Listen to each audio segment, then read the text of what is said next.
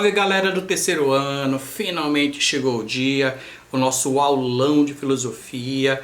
Já estamos chegando, estamos bem pertinho do Enem e hoje eu vou dar aqui alguns toques, na verdade. Não vamos aprofundar nenhum tipo de conteúdo, não é o momento, mas lembrar de alguns conteúdos bem importantes e que estão cotadíssimos para cair aqui em filosofia no Enem, tá? Então nós vamos trabalhar aqui alguns pontos como ética, conhecimento, democracia e cidadania, trabalho, ideologia, cultura e indústria cultural, meios de comunicação e tecnologia e movimentos sociais. Como você observou, aí nós temos assuntos que coincidem tanto com a história quanto com a sociologia. Nós vamos ver alguns pontos aqui pelo viés da filosofia, mas é bom sempre ficarmos atentos aí a este interdisciplinaridade que pode ser bastante comum.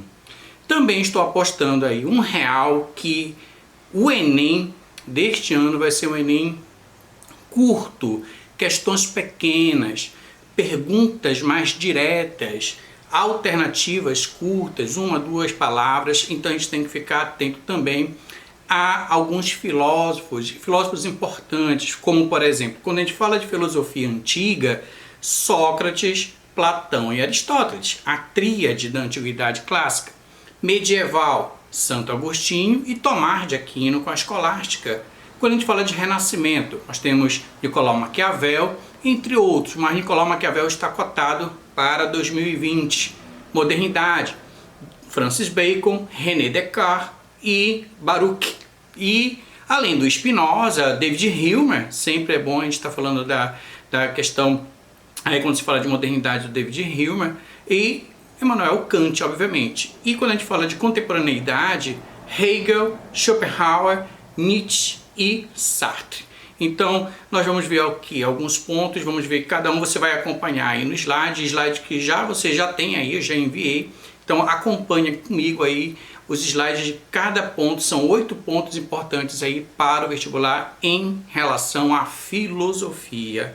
Então, vamos começar hoje falando sobre ética, que é um assunto que é muito comum em filosofia. Você viu isso no primeiro ano com o professor Levítico, tenho certeza. Você viu comigo este ano e passou pelo segundo ano também falando alguns pontos. É bom a gente sempre pensar dessa forma. E quando a gente fala de ética, a gente fala também de moral.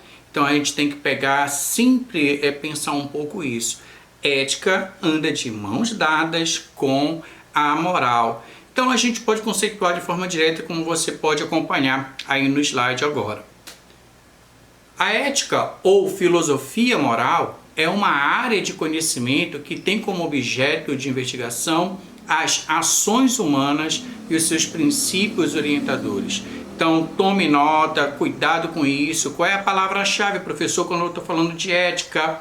É lembrar que a ética ela também é vista como uma filosofia moral.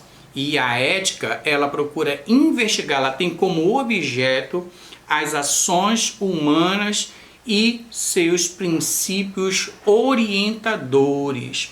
A ética ela é trabalhada desde a antiguidade clássica até os filósofos contemporâneos. É um assunto que constantemente os filósofos vêm debatendo.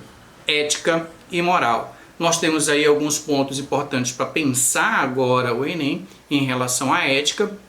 Não creio que venha pela questão política, que é um dos assuntos possíveis, mas você pode ver ética em termos de comportamentos. Nós estamos tendo uma pandemia, então nós estamos falando também de bioética, a ética no trabalho, a ética na questão da própria medicina, como nós tivemos um caso muito recente aonde houve um erro, um equívoco aí muito grande. Isso envolve questão de ética, aonde uma senhora faleceu, foi chamada a família não pôde nem fazer o velório porque foi de Covid, caixão fechado, enterraram a senhora. 2 dias depois o hospital entra em contato com a mesma família e diz que enterraram a pessoa errada, tinha o mesmo nome, que a mãe dos familiares estava viva e que estava se recuperando sendo da UTI e hoje ela está na casa. 2 dias depois teve que exumar o corpo e entregar o caixão para a família correta. Então isso envolve ética. Então são questões que estão aí envolvendo a pandemia e que pode estar caindo também no vestibular alguma coisa similar. Continue acompanhando aí. A ética é o estudo dos princípios das ações, representado nos costumes e hábitos sociais e no caráter individual e coletivo. E nesse sentido também entra a moral. A moral é o conjunto de regras que se baseia em valores culturais e históricos de cada sociedade, por meio da prática ou de aspectos de condutas humanas específicas. Enquanto que a ética ela é universal, a moral tende a ser particular, inscrita em uma cultura. A moral está relacionada à cultura, tá? Pode cair coisas mais simplórias em relação à ética, né? Relacionado, por exemplo, à própria questão do que significa a palavra ética, a etimologia da palavra. A etimologia ela vem exatamente da questão do caráter, como vai ser usado na antiguidade clássica, né? Então a própria palavra ela está ligada a essa questão da moralidade, sendo que moral ela não é uma palavra, ela não é originária do grego, tá? Ela é originária do latim. Então a ética, a palavra se origina do grego, enquanto que a palavra moral se origina do latim. Então a ética ela é universal e a moral tende a ser particular, de acordo com cada cultura. Ambos conceitos não devem ser confundidos. A moral está balizada na subordinação aos costumes, regras e hábitos determinados por cada sociedade, enquanto que a ética, por sua vez, busca fundamentar tais preceitos que podem validar ou contestar os valores morais. Então, cada cultura tem a sua forma seu costume, a sua regra, o seu hábito. Então a moral ele acaba entrando exatamente nesse sentido, e a ética, que ela é um pouco mais particular, ela vem exatamente fundamentar os preceitos de moral, tá bom? Então tome cuidado, é um assunto que pode estar caindo na tua prova do Enem. Um outro assunto aí que está cotado para essa prova de 2020 é em relação ao conhecimento. Ora, a filosofia ele busca sempre ampliar o conhecimento, né? Então esse assunto ele é muito caro para a filosofia em relação ao que nós chamamos de teoria do conhecimento, e isso inclusive tem um nome técnico. Você tem que tomar cuidado na prova em relação a esse nome técnico, que é gnoseologia, tá? Então este é um termo que pode estar caindo na prova, e se cair na prova está ligado à teoria do conhecimento. Isso é muito importante. Você tem Kant falando disso, David Hume falando disso, você tem Descartes falando disso. Então essa questão do conhecimento é um tema muito caro para a filosofia, muito importante, e está cotado para cair. Acompanhe aí então no slide o conceito geral e os principais pontos em relação ao conhecimento, ou a teoria do conhecimento, ou gnoseologia, tá? Bom, a teoria do conhecimento ou gnoseologia é uma área da filosofia voltada para a compreensão da origem, natureza e a forma que tornam possível o ato de conhecer pelos seres humanos. Então, está ligado exatamente a isso: conhecer algo, você aprender, ter conhecimento da coisa. Então, ela pode cair exatamente essa expressão, como eu falei, gnoseologia, que vem do grego gnosis, que significa exatamente conhecimento, e logos, que quer dizer discurso. Portanto, a gnoseologia está relacionada ao ato de conhecer a partir da relação entre dois elementos. E que elementos são esses, professor? O sujeito e o objeto. Continue acompanhando aí. O sujeito é aquele que conhece, é o ser cognoscente, enquanto que o objeto é aquilo que pode ser conhecido, cognoscível. Tá? Então, o sujeito é aquele que conhece e o objeto é aquilo que pode ser conhecido. É importante compreender que a teoria do conhecimento não trata da apreensão de cada objeto especificamente, mas da condição ou das condições gerais para o conhecimento humano e sua relação com tudo aquilo que pode ser conhecido, ou seja, a totalidade dos objetos. Tá? Então, este é o conhecimento. Um terceiro ponto que a gente deve levar em consideração em relação à prova do Enem, na disciplina filosofia, é em relação à democracia e cidadania. E aí esse já é um assunto que vocês já viram em história, viram em sociologia e nós já vimos também em filosofia. E como é que nós podemos compreender isso em termos filosóficos, democracia e cidadania? Acompanhe o slide. Pensar nos conceitos de cidadania e democracia significa remeter-se a um contexto histórico-cultural específico. E esse conceito aí específico, esse contexto, melhor dizendo, histórico-cultural específico, vem da Antiguidade Clássica. Por quê?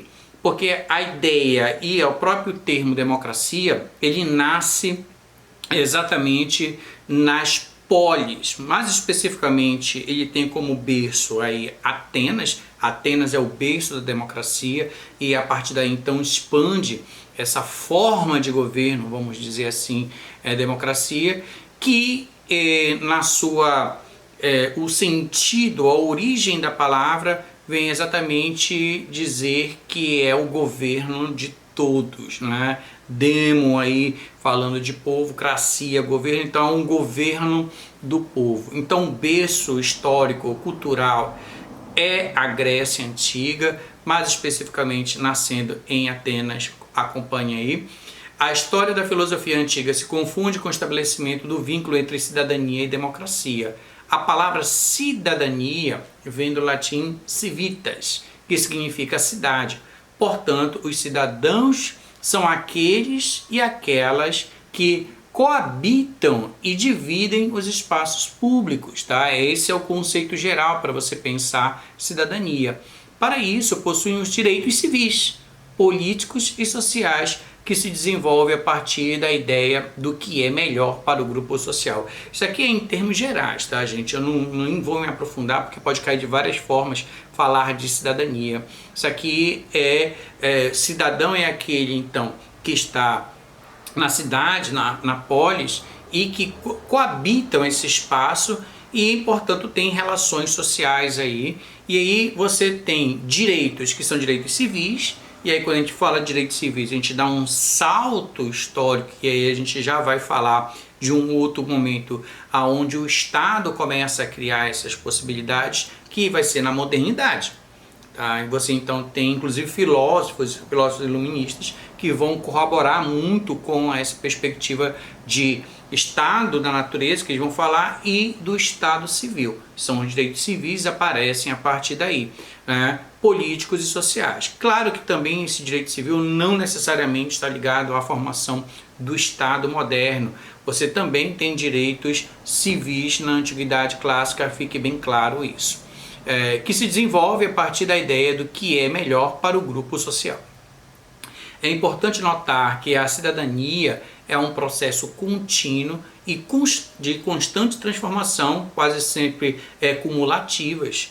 O poder emana do povo que se submete à organização do Estado para que se possa garantir os seus direitos e o bem de todos. Aqui também a gente pode abrir um parênteses e pode criar várias ideias e inclusive criticar. Cidadania tem um conceito e na prática é uma outra. Às vezes todos são cidadãos do Estado, mas esses cidadãos eles são vistos de formas distintas. O próprio Estado os vê de forma diferente.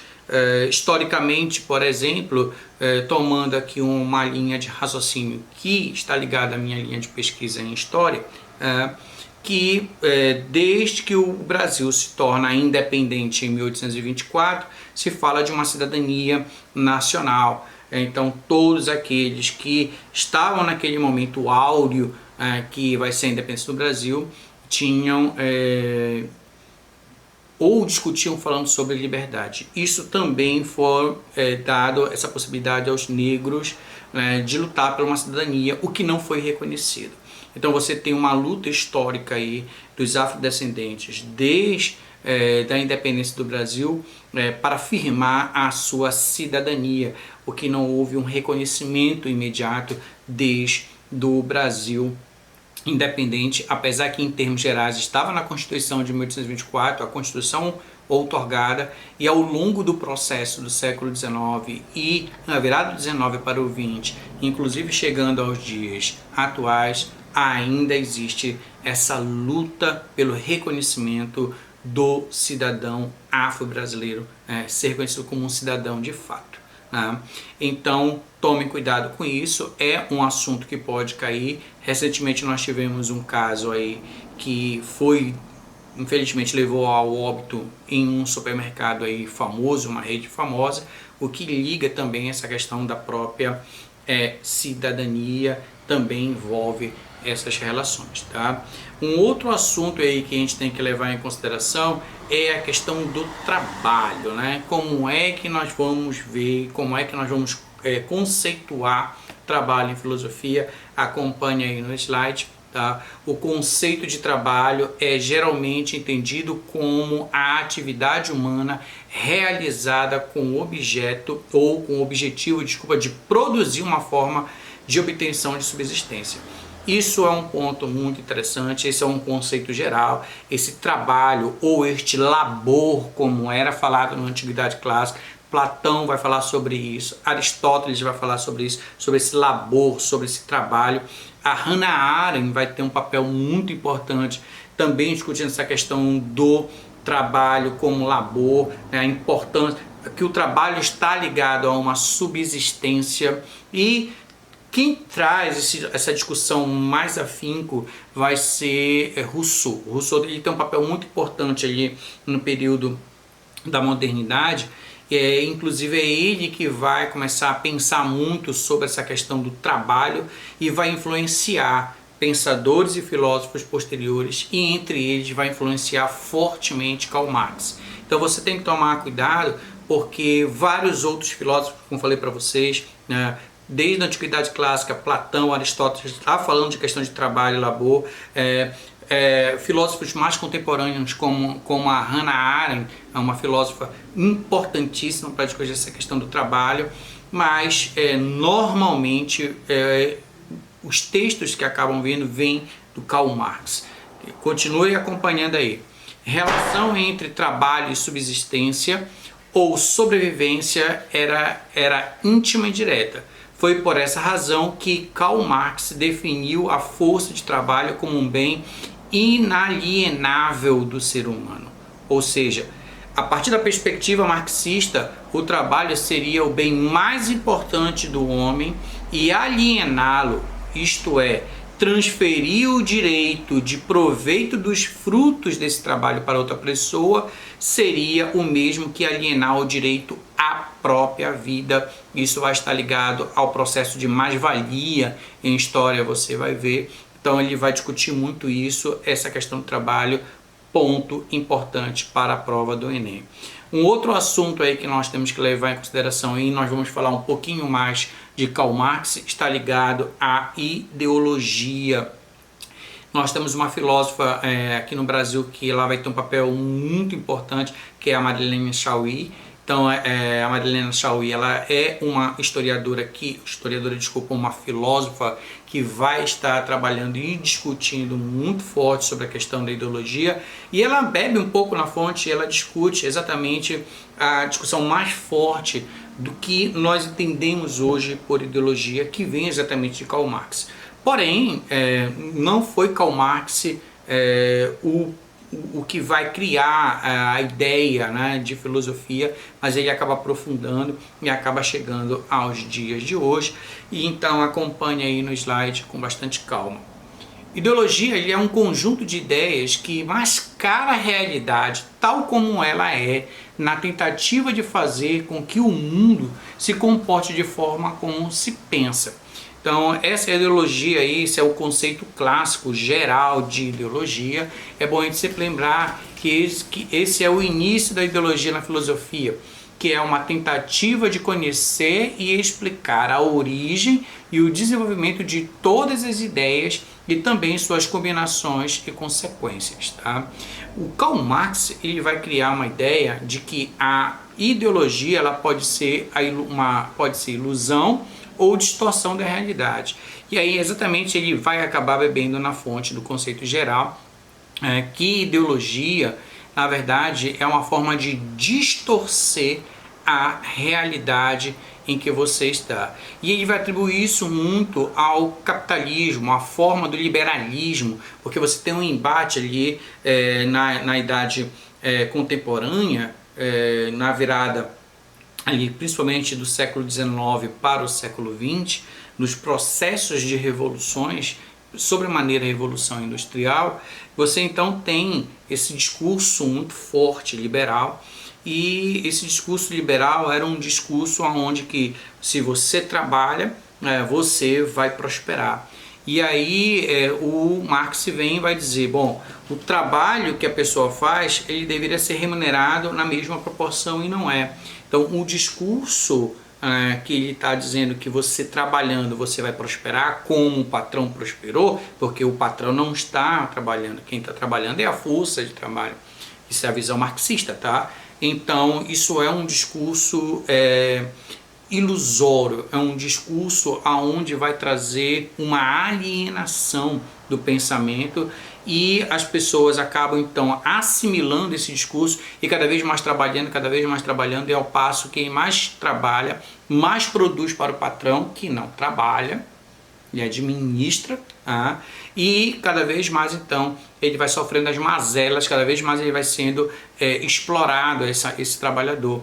Então ele acabou caindo num campo ideológico, ele acabou assimilando um discurso ideológico, né, que vai distorcer a realidade. Você trabalhar mais para o patrão, você não vai enriquecer, você vai enriquecer o patrão. É isso que o Karl Marx está querendo falar. E eu estou falando de Karl Marx aqui porque ele é o principal teórico para discutir essa questão de ideologia, tá? Apesar de estar cotado aí, a gente pode pensar de várias outras formas a questão do discurso ideológico, porque existe não só a ideologia capitalista, mas também hoje se fala, os filósofos também, de outras ideologias. Assim como você tem a ideologia liberal, também você tem a ideologia de esquerda, a ideologia comunista, a ideologia anarquista e a ideologia religiosa.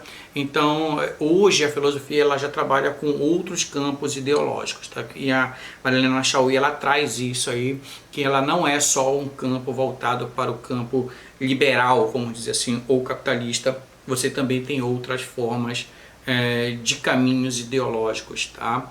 O problema da ideologia na filosofia não é o mesmo que a teoria, tá? Um discurso ideológico ele é vazio, cheio de retórica, e a ideologia ela não descreve a realidade, tá? Então esse é o ponto de ideologia. Um outro ponto aí que está sendo cotado para cair em filosofia é cultura, indústria cultural e cultura de massa. Isso já é muito voltado para o nosso tempo contemporâneo.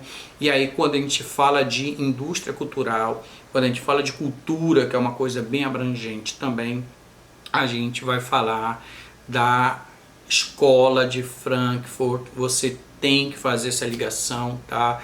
Cultura, indústria e cultura de massa. E aí você tem aí vários filósofos importantes, tá?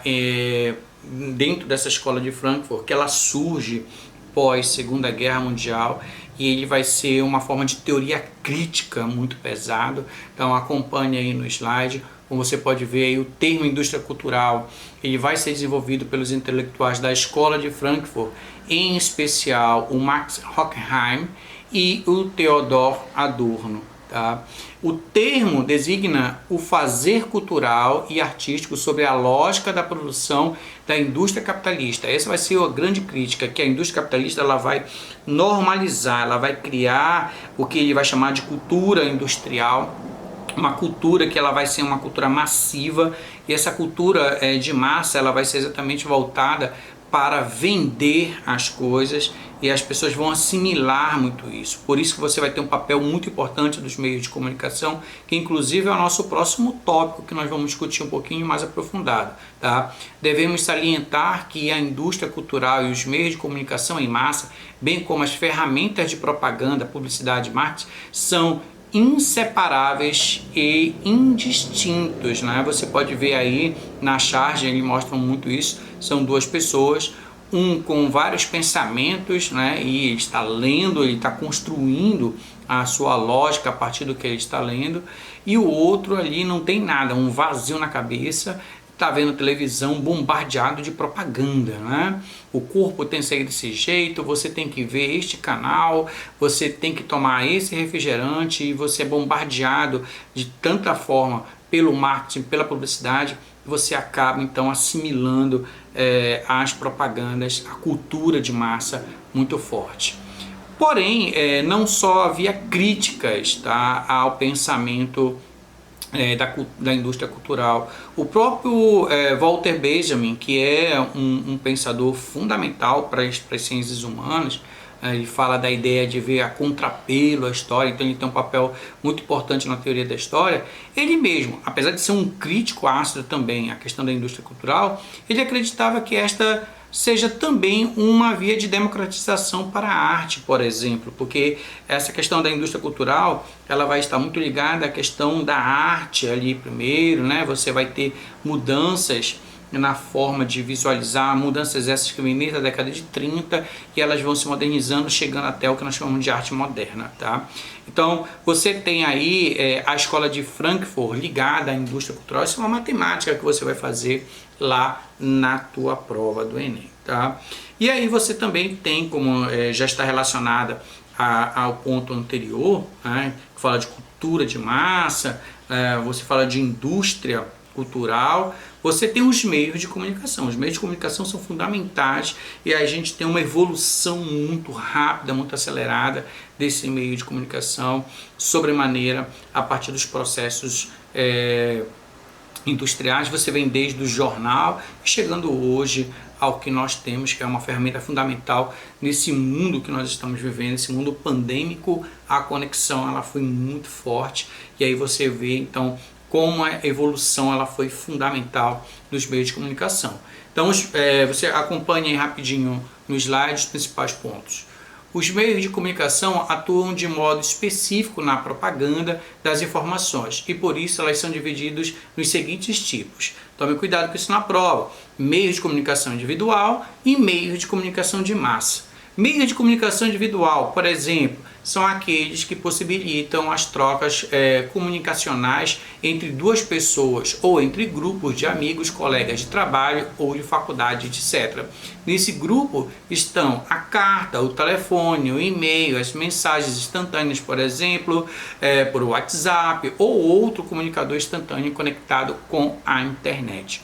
Os meios de comunicação de massa são aqueles que possibilitam a difusão da informação a grandes contingentes de pessoas, por isso o nome é comunicação de massa. Nesse grupo estão o rádio, televisão, os sites de notícias, como nós já conhecemos, tá?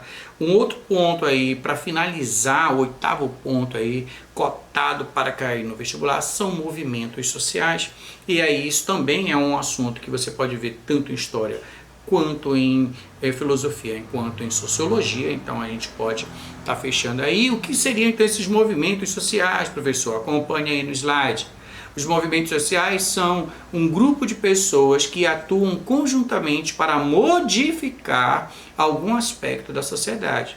Tá? Segundo a filósofa Fraser, os movimentos sociais elas podem ser divididos em três pontos, em três grupos: movimentos redistribuidores, movimentos de reconhecimento e movimentos bivalentes. O que seria, professor, o movimento redistribuidores? Eles focam sua ação em exigências. Movimentos de reconhecimento pretendem mudar a cultura de uma sociedade ao combater causas mais abstratas como o fim do preconceito e da discriminação racial, sexual, etc. Temos como, por exemplo, o movimento LGBT+. Né? Você também tem os movimentos bivalentes. Combinam as características de ambos os movimentos, como por exemplo o movimento indígena, né? Que ele também tem as exigências imediatas e concretas, também como tem a questão do reconhecimento da sua cultura, enfim, combateu o preconceito. Tá bom, gente? Então eram esses pontos que eu tinha aí para discutir com vocês. Muita sorte, olha, torcendo por vocês nessa prova do Enem. Tomem os cuidados, devidos cuidados, por favor, não esqueçam, tá? Não use álcool em gel na hora que você for manipular o seu cartão resposta para não danificar, não manchar, entregue direitinho o seu material. E aí depois sim você faz a higienização, tudo correto. Então, gente, como mostra aí no finalzinho do slide, arrase, brilhe, confie, foco, força e boa prova. Um grande abraço para vocês. Fui!